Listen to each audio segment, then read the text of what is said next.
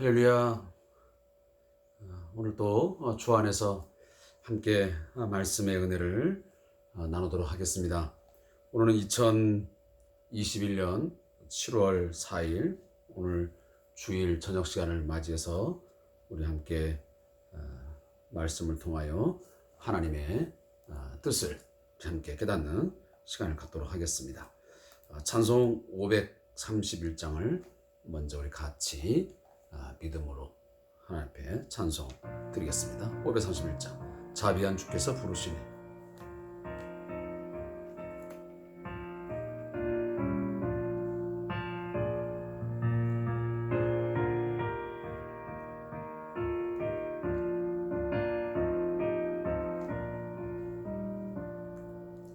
자비한 주께서 부르시네 부르시네 부르시네 사랑의 햇빛을 왜 안 받고 점점 더 멀리 가나 지금 오라 지금 오라 자비한 주께로 지금 곧 나오라 고달파 지친 자 쉬라 쉬네 쉬라 하네 쉬라 하네 무거운 짐진 자 다 나오라 쉬게 해 주시리라 지금 오라 지금 오라 자비한 주께로 지금 곧 나오라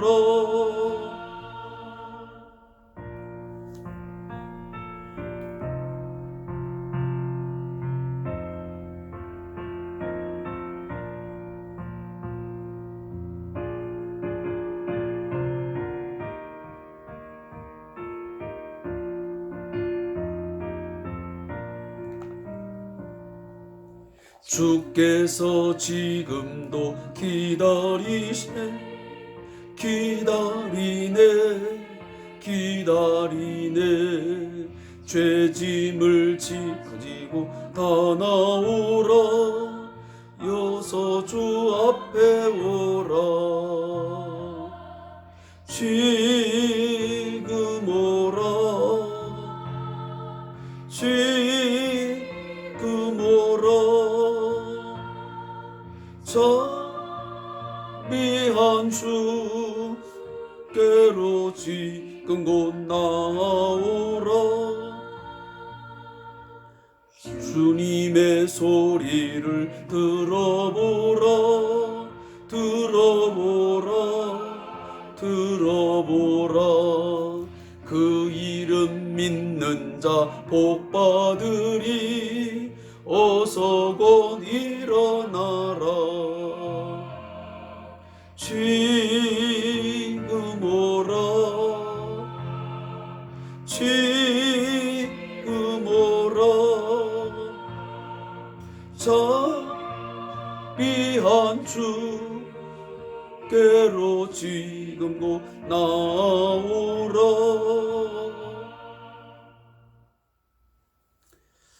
아멘.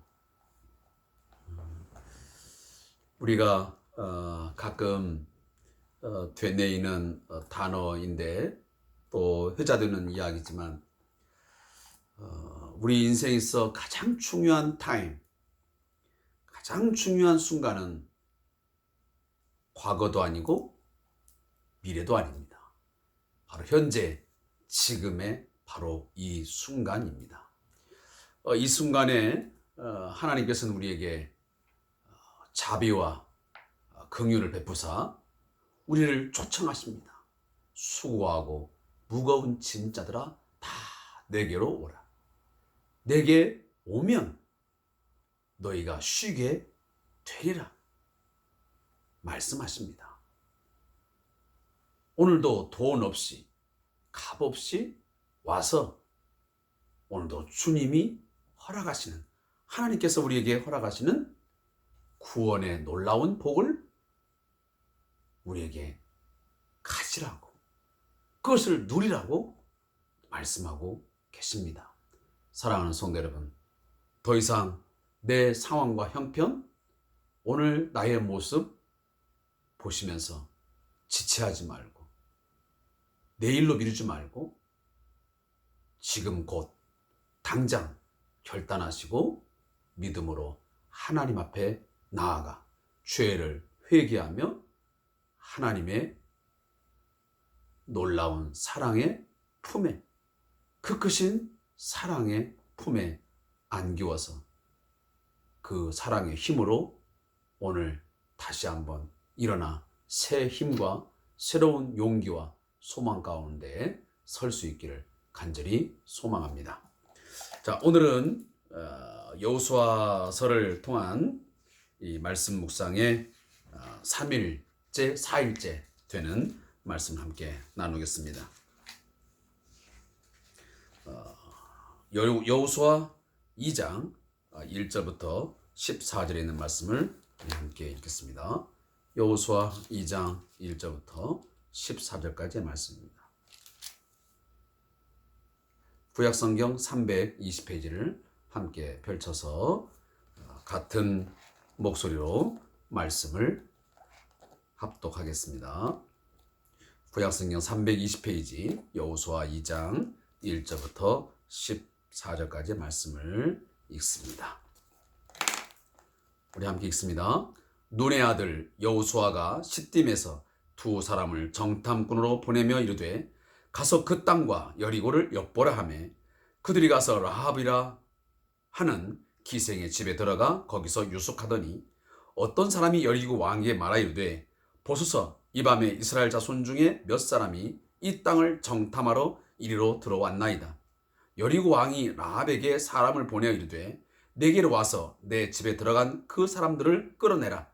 그들은 이 온 땅을 정탐하러 왔느니라. 그 여인이 그 두 사람을 이미 숨긴지라 이르되 과연 그 사람들이 내게로 왔었으나 그들이 어디에서 왔는지 나는 알지 못하였고 그 사람들이 어두워 성문을 닫을 때쯤 되어 나갔으니 어디로 갔는지 내가 알지 못하나 급히 따라가라. 그리하면 그들을 따라 잡으리라 하였으나 그가 이미 그들을 이끌고 지붕에 올라가서 그 지붕에 버려놓은 삼대에 숨겼더라. 그 사람들은 요단 나루터까지 그들을 쫓아갔고 그들을 뒤쫓는다리 나가자 곧 성문을 닫았더라. 또 그들이 눕기 전에 라합이 지붕에 올라가서 그들에게 이르되 말하되 여호와께서 그 이 땅을 너희에게 주신 줄을 내가 아노라. 우리가 너희를 심히 두려워하고 이 땅 주민들이 다 너희 앞에서 간담이 녹나니 이는 너희가 애굽에서 나올 때에 여호와께서 너희 앞에서 홍해 물을 마르게 하신 일과 너희가 요단 저쪽에 있는 아모리 사람의 두 왕 시혼과 옥에게 행한 일 곧 그들을 전멸시킨 일을 우리가 들었음이니라.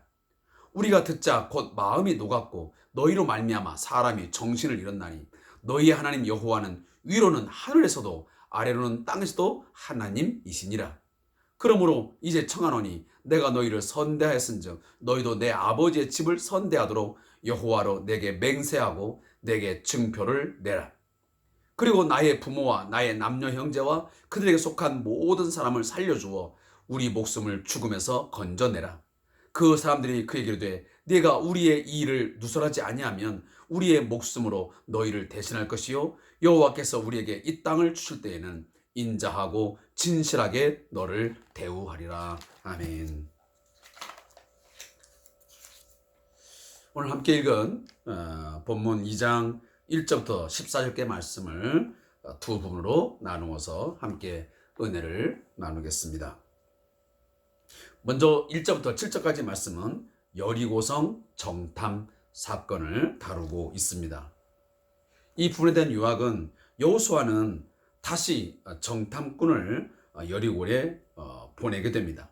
두 정탐꾼은 여리고성에 들어가 라합의 집에 머무르게 됩니다.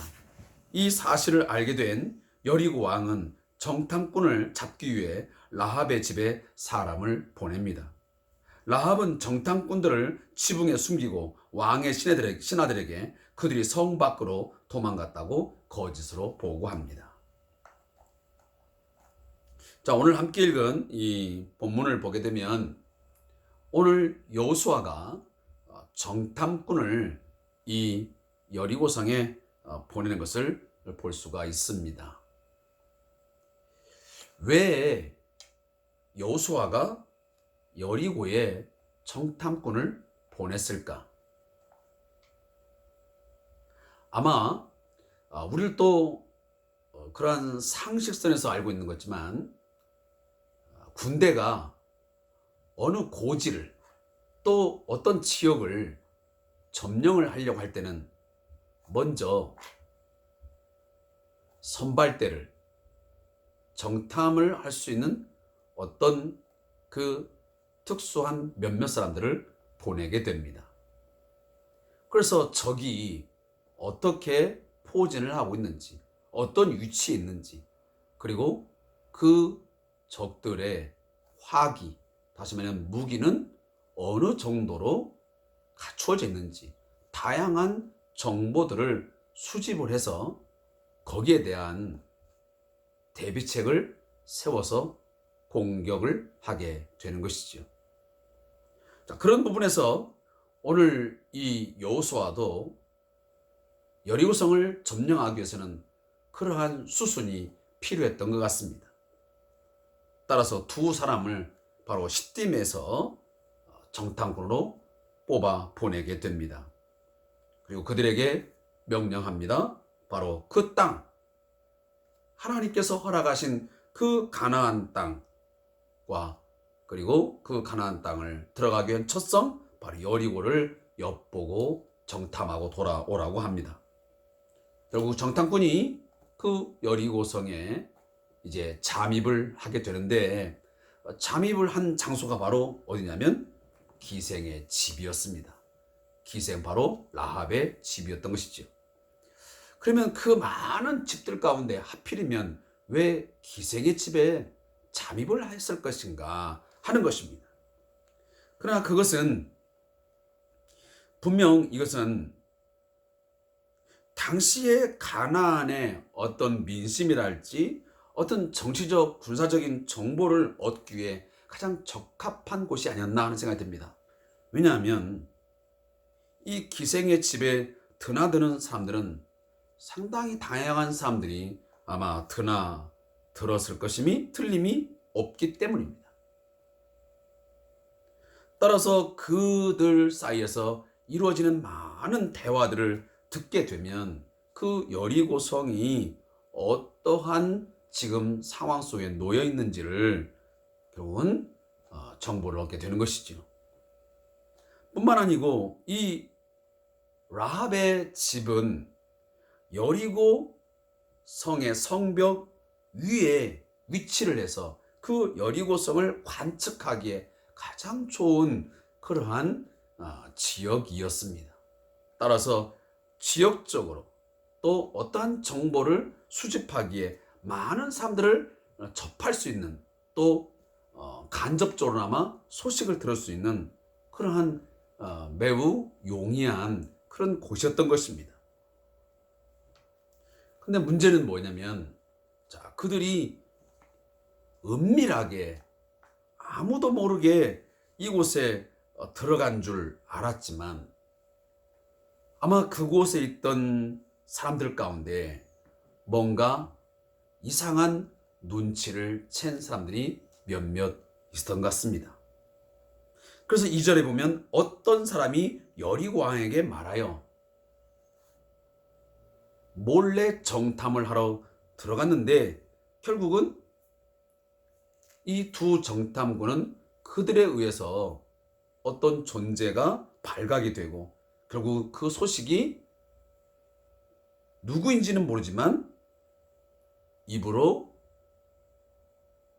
전달되어 왕에게 보고가 되었던 것입니다.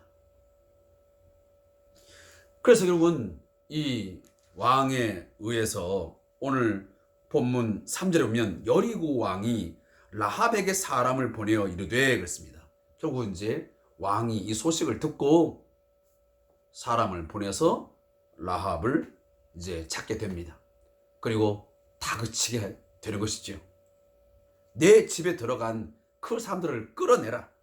자, 그 자들은 분명 우리 이 온 땅을 정탐하러 온 정탐, 사실은 첩보를 수집하기 위한, 오늘날로 말하면 간첩이라는 것입니다.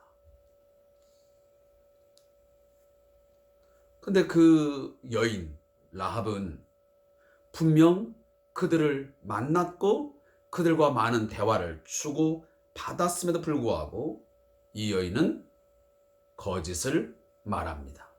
나는 그들이 누구인지도 모르고 어디서 왔는지 나는 전혀 알지 못했습니다.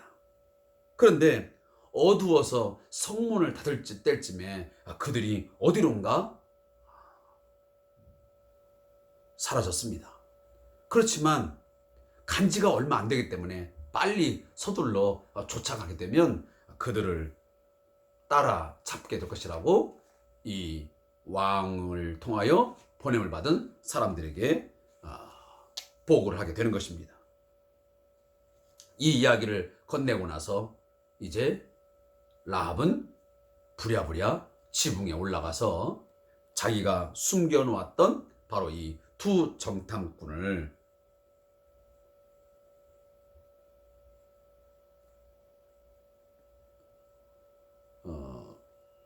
그 여리고성에 숨어 들어온 이 정탐꾼들을 오늘 6절에 보니까 그들을 이끌고 지붕에 올라가서 그 지붕에 버려놓은 3대에 숨겼다고 했습니다. 자, 여기 3대라는 말이 무슨 뜻인가 굉장히 좀 어려운 말이 되겠지만, 이 3대는 그 물속에서 자라는 그 식물로 보통 줄기가 약 1m 정도, 1m 내외 정도 자라는 그런 식물입니다. 3이 3. 근데 이것을 다발로 묶어서 평평한 그 지붕 위에다가 놓고 옥상에서 말렸던 것입니다. 그 당시. 그래서 이 3이 다발로 묶여져 가지고 이렇게 널브러져 있으니까 그 밑에다가 사람을 숨겨 놓으면 가장 안전하게 숨을 수 있는, 몸을 피할 수 있는 그런 곳이 되었던 것입니다. 자, 여기까지 제가 이제 오늘 이야기를 하고 이 내용까지 그냥 함께 이야기하는 것이 훨씬 더 말씀을 이해하는 데 편할 것 같습니다. 자, 8절부터 14절까지 말씀은 기생 라합이 신앙을 고백하는 아주 중요한 내용이 나옵니다. 그 말씀 가운데 9절 말씀에 보면 여호와께서 이 땅을 너희에게 주신 줄을 내가 아노라. 우리가 너희를 심히 두려워하고 이 땅 주민들이 다 너희 앞에서 간담이 녹나니 이는 너희가 애굽에서 나올 때에 여호와께서 너희 앞에서 홍해물을 마르게 하신 일과 너희가 유단 저쪽에 있는 아모리 사람의 두 왕 시온과 옥에게 행한 일 곧 그들을 전멸시킨 일을 우리가 들었습니다. 우리가 듣자 곧 마음이 녹았고 너희로 말미암아 사람이 정신을 잃었나니 너희 하나님 여호와는 위로는 하늘에서도 아래로는 땅에서도 하나님이시라. 매우 중요한 신앙 고백입니다. 사랑하는 성도 여러분, 오늘 왜 여호수아서를 기록하면서 가장 이 초반에 왜 정탐꾼 이야기를 여기다가 기록했을까? 그 이유가 분명히 존재합니다. 그 이유는, 그 핵심은 뭐냐면 이 정탐꾼 이야기는, 쓰면 라합의 이야기는 그 의도가 뭐냐면 단순히 어떤 여리고 군대의 약점이나 어떤 전술적인 배치 등을 알아보기 위한 군사 정탐 보고서는 결코 아닙니다. 이 라합 스토리, 이 정탐꾼을 보낸 이 스토리의 핵심은 뭐냐면 이 보고를 통해서 이 라합의 신앙 고백을 통해서 결국 이스라엘 백성들은 하나님이 주신 그 약속의 땅, 그 가나안 땅을 분명하고도 확실하게 얻게 될 것임을 그들은 확신했습니다. 그동안 그들은 하나님이 주신 땅을 들어가기에 있어서 모세가 죽고 여호수아가 존재하지만 여전히 두려웠고 불안했고 때로는 낙담했습니다. 그런데 이 여호수아의 여호수아의 정탐꾼을 보낸 이 라합의 신앙 고백은 이 이야기를 듣는 당시의 이스라엘 백성들에게는 큰 위로가 되었고, 그리고 신앙적인 용기와 힘을 얻게 되는 아주 중요한 하나의 핵심이 되었던 것입니다. 사랑하는 성도 여러분, 오늘 말씀을 보면 라합은 그 이스라엘 백성들의 어떤 상황이랄지 여러 가지 이야기들을 직접 본 적은 없습니다. 그가 애굽에서 생활해 본 적도 없고 홍해 바다를 건너본 적도 없습니다.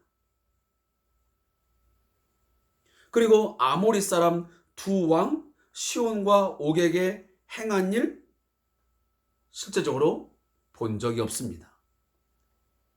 그러나 그는 하나님께서 애굽에서 하나님의 백성 이스라엘을 구출해내신 것, 그리고 아모리 사람과의 전쟁에서 그들을 다 전멸시킨 그 이야기들을 그는 귀로 들었을 뿐입니다.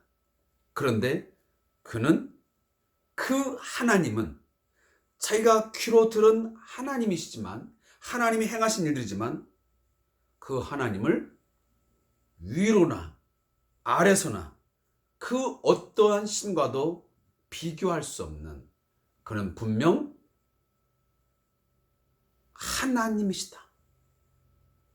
그는 스스로 계신 분이시고, 그는 크고 두려운 일들을 어떠한 일도 행할 수 있을 수 있는 그러한 전능한 하나님이라는 사실을 그는 분명히 알고 있었습니다. 감히 그 누구도 상상할 수 없었던 그 놀라운 일들을 상상해 보십시오. 어떻게 애굽이라고 하는 그 절대적인 왕권을 가진 그 바로의 밑에서 그들을 구출해냅니까? 또 아모리 족속 시온 왕과 옥의 과의 전쟁에서 그들을 다 전멸시켜버리고 어떻게 그 전쟁에서 승리를 할 수 있겠습니까? 이제 탈출하여 나온 특별히 전쟁의 무기도 변변치 못하고 먹고 마시고 하는 그런 생활도 매우 열악했기 때문에 건강 상태나 또 훈련된 그러한 능숙한 군사들도 그리 많았지 않았을 것인데, 그러한 상황 속에서 그들은 승리를 맛보았고 그들은 또한 하나님의 구원을 경험한 자들이었습니다. 그러하기에 그 소식을 들었을 때에 이 여리고 사람들이 어땠느냐? 마음이 녹았다고 합니다. 그리고 사람의 정신을 다 잃어버렸습니다. 여러분, 신명기 1장에 보면 모세가 정탐꾼을 보내지 않습니까? 자, 그때의 사건은 12지파 중에 한 사람씩 보냈더니 그 사람들이 하는 보고가 뭐냐면, 우리가 들어갈 그 땅의 사람들은 너무나 크고 대단해서 우리는 감히 들어갈 수가 없습니다. 라고 하면서 그들의 마음이 낙담을 했습니다. 낙심을 했습니다. 마음이 녹아내려 버렸습니다. 그 보고를 듣자 이스라엘 백성들이 마음이 녹았다 그 말이에요. 그런데 오늘은 거의 비슷한 정탐 이야기지만 오늘은 이스라엘 백성들의 마음이 녹은 게 아니고 여리고 사람들의 마음이 다 녹아버렸습니다. 그리고 정신을 잃게 되었습니다.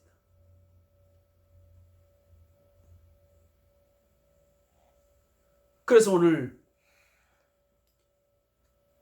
이 기생 라합은 이러한 크고 놀라운 일을 행하신 그 하나님, 그리고 그 일을 듣자마자 자기의 성에 많은 백성들이 사람들이 다 마음이 녹아버리고 낙심이 되어지고 정신을 다 잃어버리는 그 상황을 그는 보면서 분명히 이 땅을, 이 여리고성뿐만 아니고 이 모든 땅을, 이 가나안 땅을 하나님께서 주실 것이라는 것을 그는 확신했던 것입니다. 그것도 여리고 왕을 통해서 이 이야기가 나온 게 아니고 한낱 기생으로 살아가는 매우 천박하고 연약한 한 여인 기생을 통해서 나오는 신앙 고백입니다. 그 신앙 고백이 바로 이스라엘 백성들에게 큰 힘과 용기를 주었던 것입니다. 말씀을 맺겠습니다. 사랑하는 성도 여러분,